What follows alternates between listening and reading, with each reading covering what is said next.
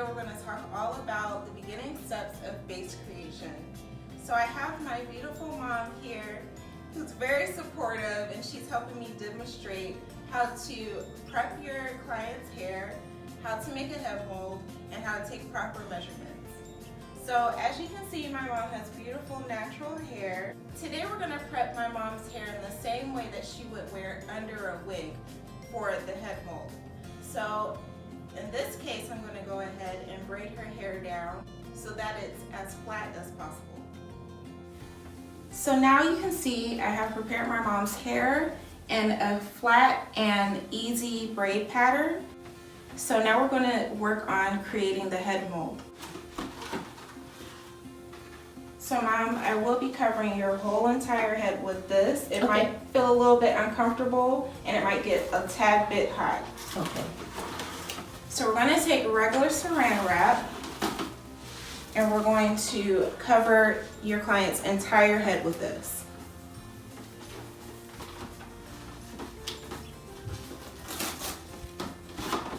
So the first piece we're going to use as a base, and you're just going to put it under your client's chin.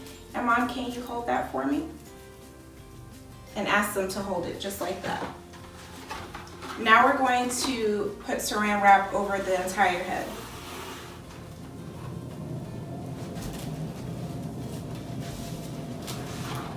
And we need to make sure that we cover all parts of the head.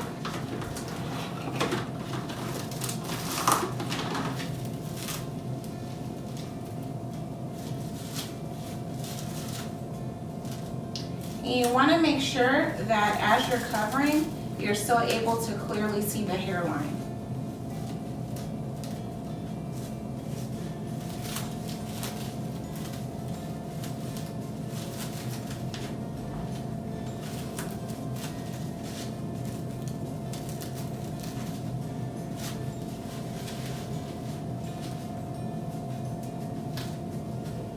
And look down.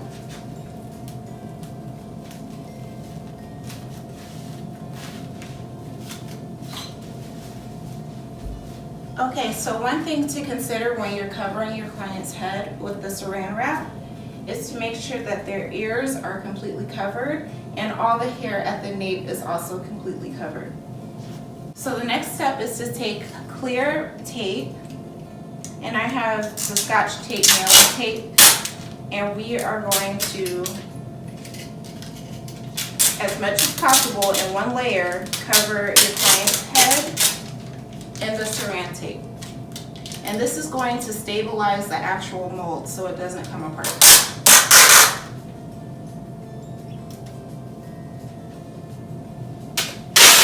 Put your head down.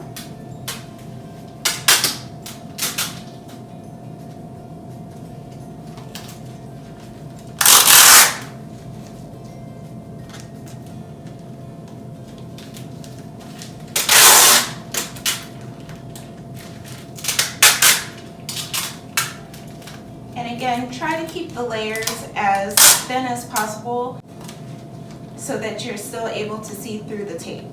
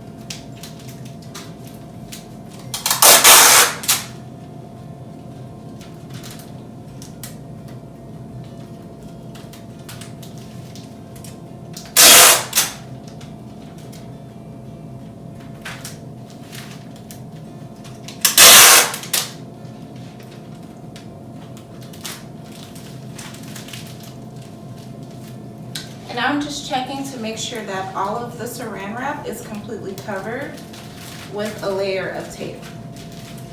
The next step is to go ahead and outline your client's hairline. So I usually use 3 different colors of Sharpies, so that I can also go ahead and draw in her baby hair or any thinner spots on her hairline that will make your final product, your wig, look more realistic. So I'm going to start with a black Sharpie to make a basic outline of her hairline.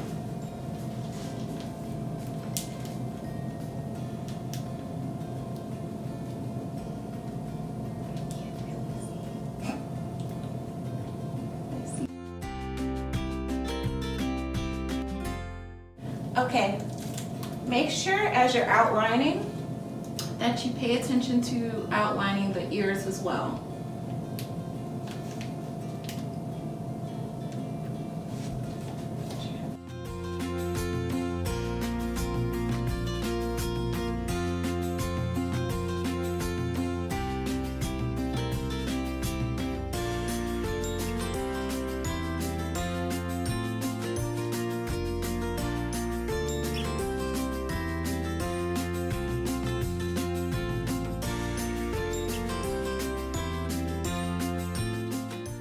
Okay, now that I have the basic outline of her hairline done, I'm going to go in again with a different color marker.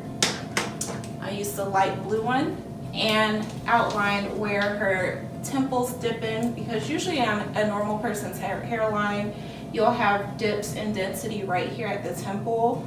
And my mom also has a lot of baby hair that I think would look really nice on it, on the final product.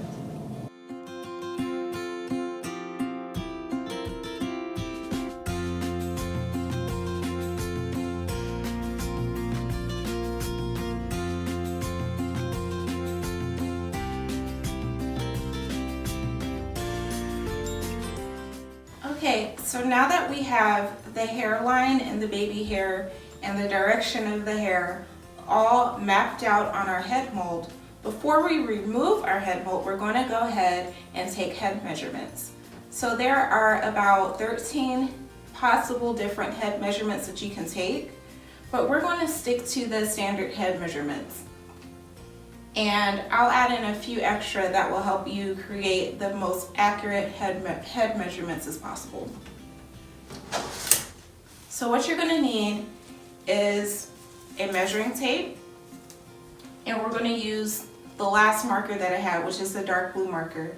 You also may want to have a piece of note paper and a pen to write down the head measurements.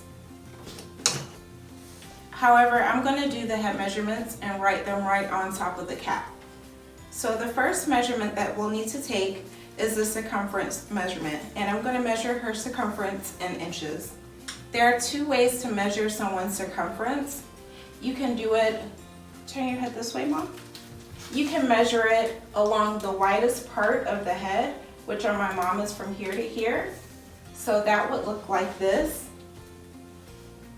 And her head measurement is 23 inches this way. A second way that you can measure someone's circumference is just around the head this way. This way is a slightly less accurate measurement.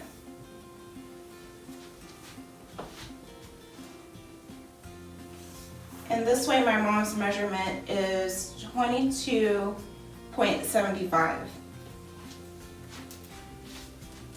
So for her circumference, I'm going to go ahead and write CIR 23. And that later lets me know that her circumference is 23 inches. The second head measurement we're going to take is from the front hairline to the nape. Okay, so we're going to take the front to nape measurement. So I'm going to go from the very center, very front of her hairline and measure her head down, all the way into the nape. And this one comes out to be 13.5 inches. So in the middle back of her head, on her head mold, I'm going to write F to N 13.5. And later that will let me know that her front to nape measurement was 13.5. Now that we're at the back of the head, we're going to go ahead and measure the nape. The nape is the very back part of your hairline. only across the back. We're not talking about the sides. So let's take her nape measurement from one corner of her back hairline to the other corner of her back hairline. Usually a nape measurement is anywhere between 3.5 inches to 5 inches. My mom's nape measurement is 4.5 inches. So right at the back, I'm going to just put in, and I'm going to put 4.5.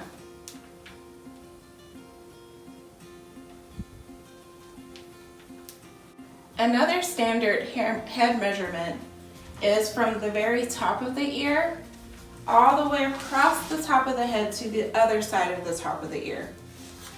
That is ear to ear over top. So we're going to take our measuring tape and put it right at the top of her ear and measure across the top. My mom's measurement came to 11.25. So I'm going to put E to E and put an A for over top.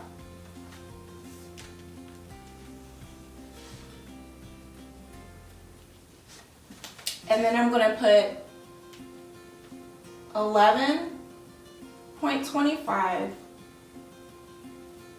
so that later I'll remember that her measurement ear to ear over top was 11.25. So now that we have those measurements completed, we need to measure how long her hairline is. So our next measurement is ear to ear across the front. So we're going to measure the very front of her ear all the way across the front hairline to the other side of the front of her ear.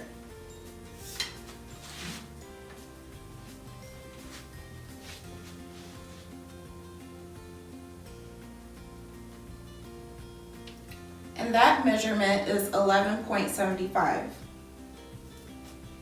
So right over here, I'm going to put E to E, A, F for across the front,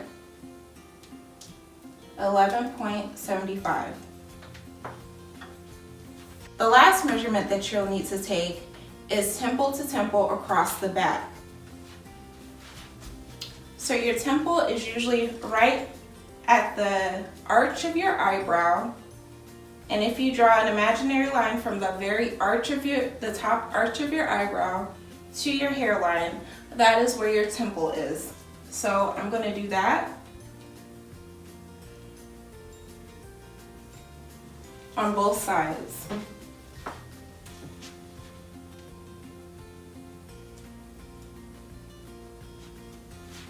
So from these points around the back, I'm going to measure.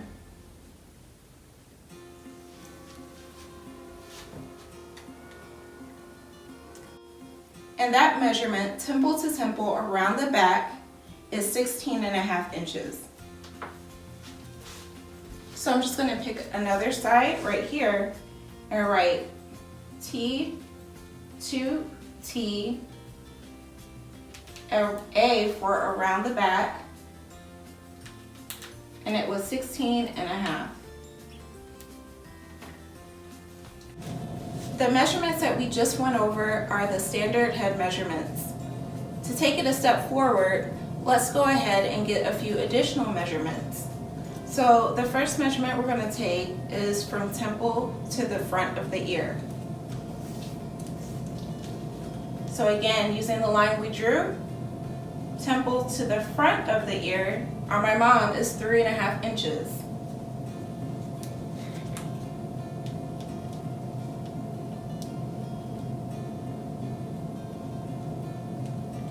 And you want to do that on both sides.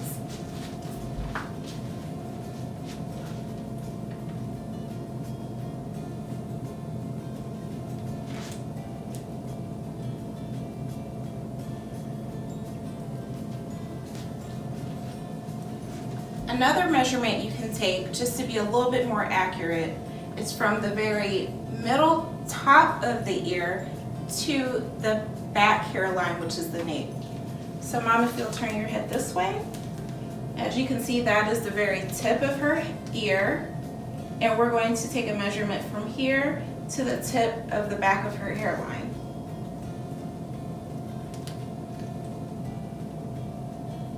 On my mom, that measurement is 4.5 inches, so we're just going to write 4.5 back here. And you do want to do that on both sides.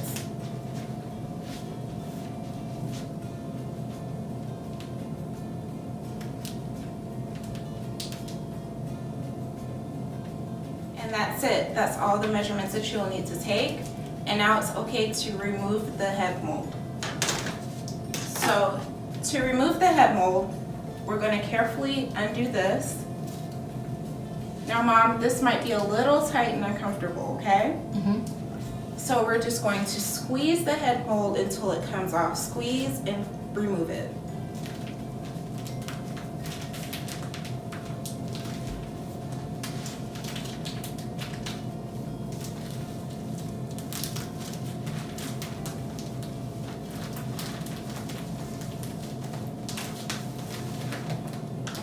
That's not uncomfortable at all. It's fine.